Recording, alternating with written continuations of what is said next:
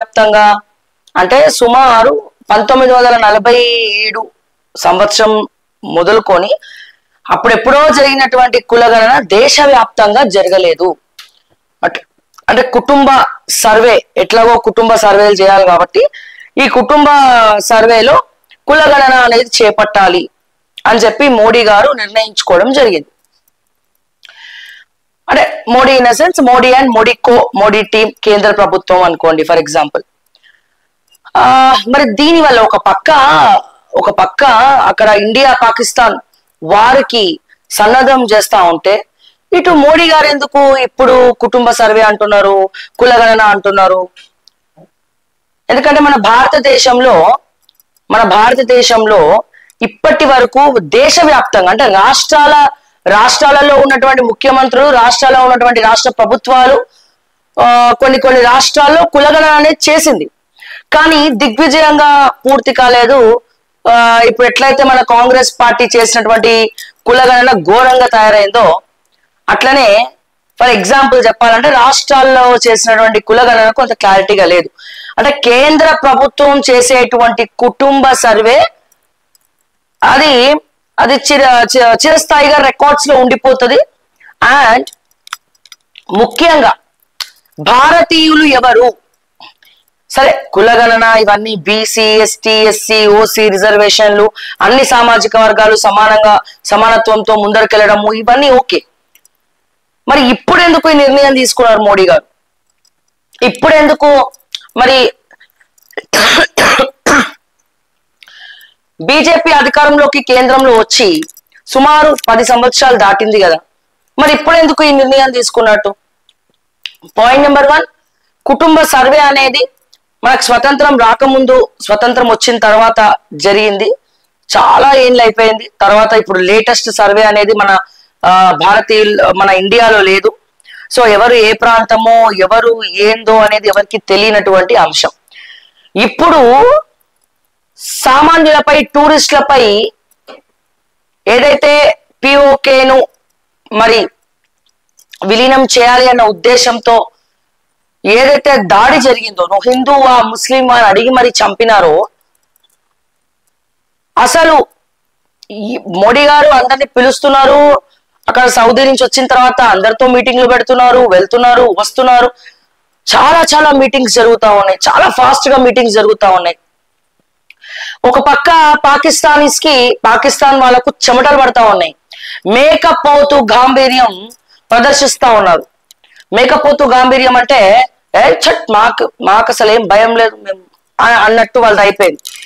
కానీ ఎందుకు మోడీ ఇంత సైలెంట్ గా ఉన్నాడు? మీటింగ్స్ అంటున్నారు, అసలు యుద్ధం ఉందా లేదా ఏం చెప్తలేడు అని చెప్పి వాళ్ళ టెన్షన్స్ వాళ్ళకు ఉన్నాయి.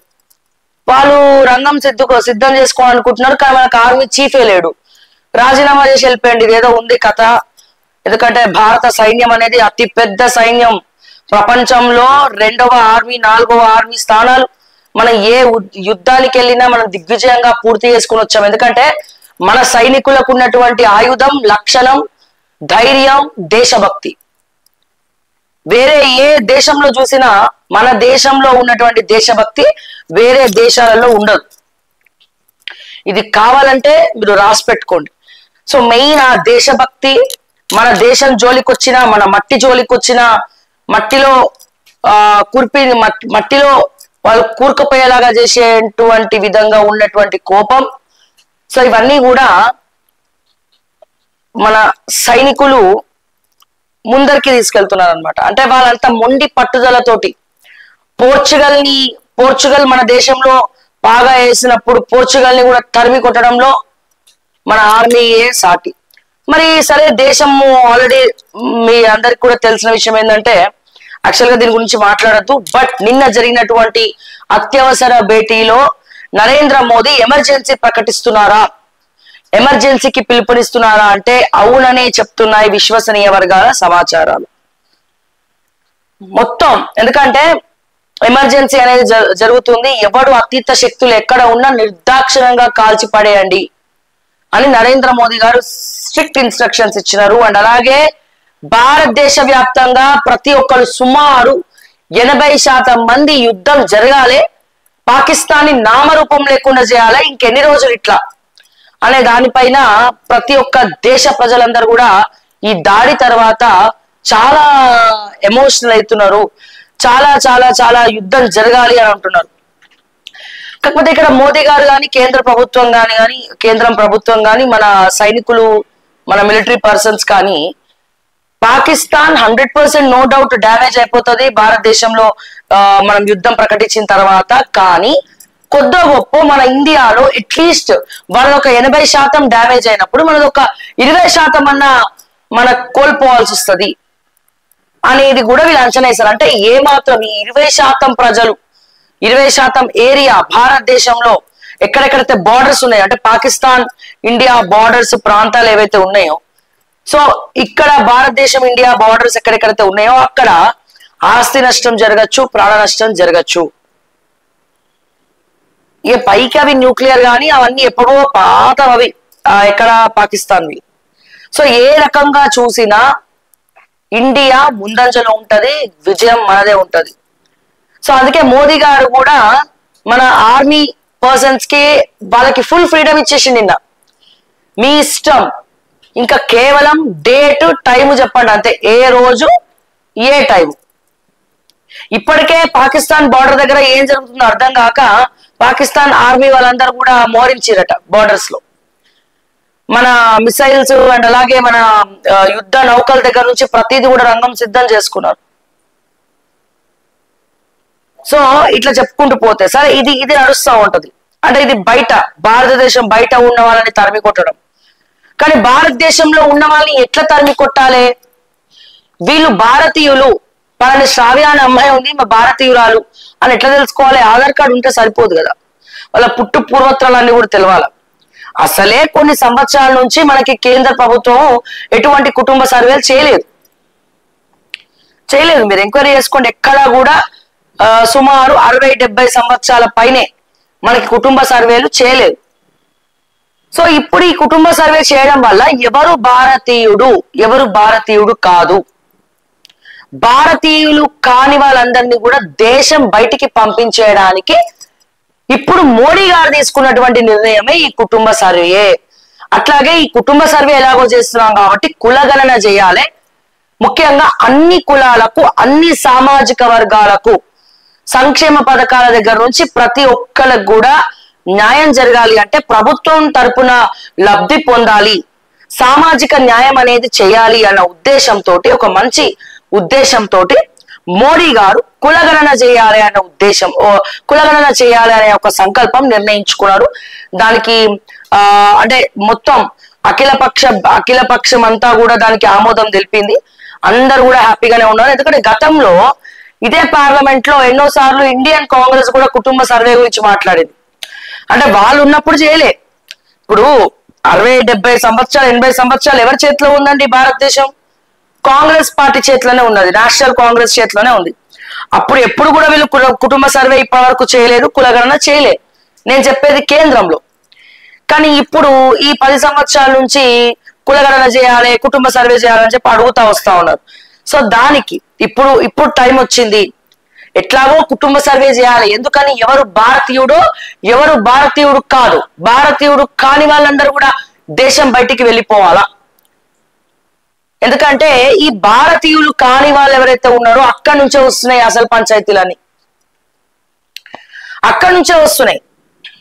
ఈ భారతీయులు కాని వాళ్ళందరూ కూడా పక్క దేశాలతో చేతులు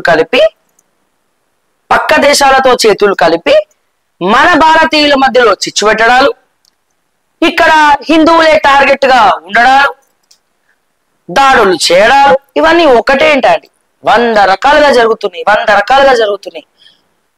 ఇక ఛానల్స్ ఉన్నాయి కదా అని చెప్పి కూర్చోవడము, ఇష్టం వచ్చినట్టు దేవుళ్ళని తిట్టడము, దూషించడము, ఇష్టం వచ్చినట్టు మాట్లాడడం.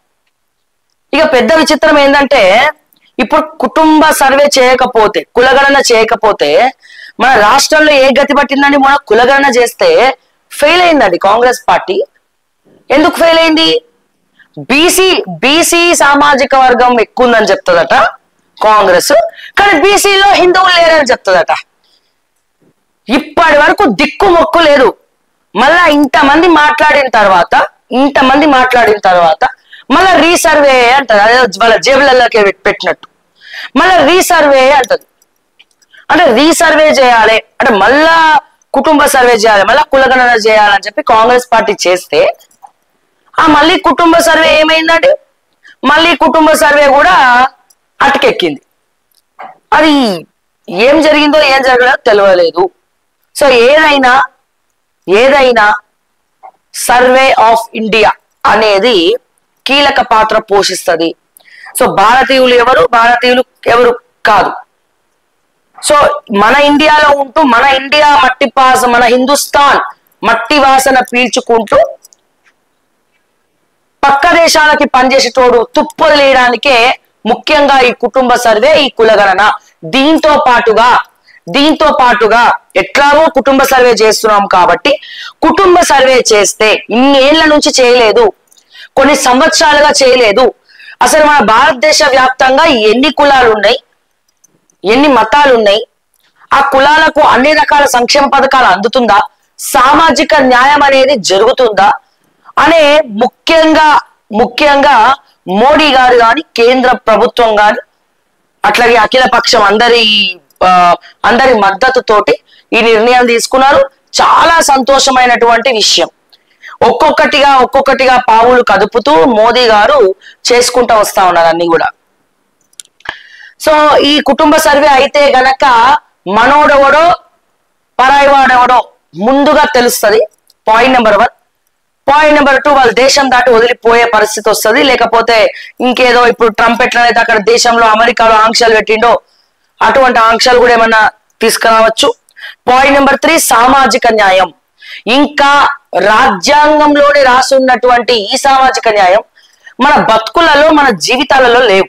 అది ఏ క్యాస్ట్ అయినా, మళ్ళా చెప్తున్నా, ఓసీ అయినా, బీసీ అయినా, ఎస్టీ అయినా, ఎస్సీ అయినా, మైనారిటీ అయినా, ఏ క్యాస్ట్ అయినా, ఏ మతం అయినా ఈ సామాజిక న్యాయం అనేది జరగట్లే.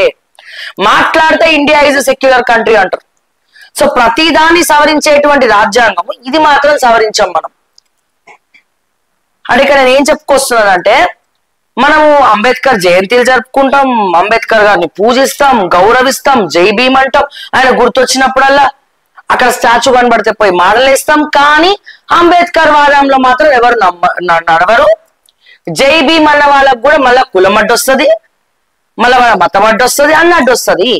అంటే కేవలం చిత్రపటాలకు, కేవలం రాజ్యాంగానికే పరిమితమైనటువంటి ఈ భారతదేశంలో సామాజిక న్యాయం అనేది లేదు, స్టిల్ లేదు. అది ఏ రకంగా అంటే సామాజిక న్యాయం అనేది లేదు. చాలా దగ్గరలో ఇంకా దాడులు జరుగుతూనే ఉన్నాయి. మొన్న బీజేపీ ఎమ్మెల్యేనే రాజస్థాన్ లో ఒక దళిత ప్రతిపక్ష నేత గుడికి వచ్చిండని చెప్పి ఆ మొత్తం కూడా గోమూత్రంతో ప్రక్షాళన చేసి అవమానం చేసాడు. మరి ఇది సామాజిక న్యాయం కాదు కదా. అంటే నువ్వు కేంద్ర ప్రభుత్వం పరిపాలించేటువంటి బీజేపీ పార్టీలో ఉండుకుంటూ నువ్వు రాజ్యాంగానికి విరుద్ధంగా నువ్వు ఇట్లాంటి వాళ్ళు ఉండబట్టే కదా ఒక్కరిద్దరు ఇట్లాంటివి చేయబట్టి అందరూ అదే తోవ కిందికి వచ్చినా అనుకుంటున్నాడు ఎక్కడ. సో ఇటువంటివన్నీ కూడా చెక్ పెట్టడం కోసమనే మళ్ళా రీసర్వే చేస్తున్నారు, కుటుంబ సర్వే చేస్తున్నారు, దీంతో పాటుగా కులగణన చేస్తున్నారు. అన్ని కేంద్ర ప్రభుత్వం ఇచ్చేటువంటి సంక్షేమ పథకాలు, కులాల వారీగా సంక్షేమ పథకాలు అందరికీ అందుతున్నాయా లేదా. సో మళ్ళా ఒక రిజర్వేషన్ అనేది కేంద్ర ప్రభుత్వం నిర్ణయించబోతుందా అనేది కూడా ఈ కుటుంబ సర్వే అలియాస్ ఈ కులగణన తర్వాత తెలియాల్సింది ఉంది.